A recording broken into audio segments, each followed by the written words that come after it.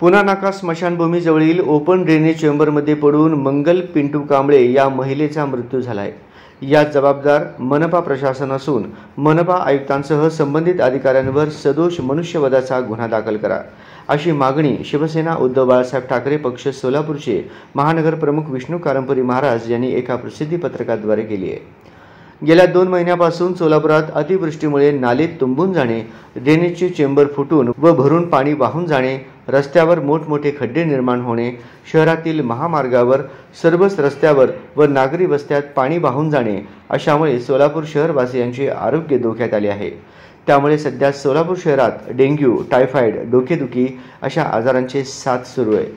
त्याचबरोबर संरक्षण भिंत नसलेल्या नाल्यांमध्ये गुन्हेगारी माध्यमातून खुनासारखे गुन्हे घडण्याची शक्यता नाकारता येत नाही। याहूनही भयंकर प्रकार म्हणजे रस्त्यावरील चेंबरवरचे झाकण निघालेले आहे। अशा मनपाच्या अनागोंदी कारभाराविरोधात शिवसेना उद्धव बाळासाहेब ठाकरे पक्षाच्या वतीने सोलापूर महानगर प्रमुख विष्णू कारंपुरी, उपजिल्हा प्रमुख प्रताप चव्हाण, शहर उत्तर शहर प्रमुख महेश धाराशिवकर यांच्या नेतृत्वाखाली अनेक आंदोलने करून निवेदनाद्वारे प्रशासनास वारंवार जाणीव करून दिली आहे। तरीही प्रशासनाचा निष्काळजी व दुर्लक्षपणामुळे जुना पुणा नाका येथे घडलेल्या मंगला कांबळे या महिलेचे मृत्यूस जबाबदार मनपा आयुक्त व अधिकारी आहेत।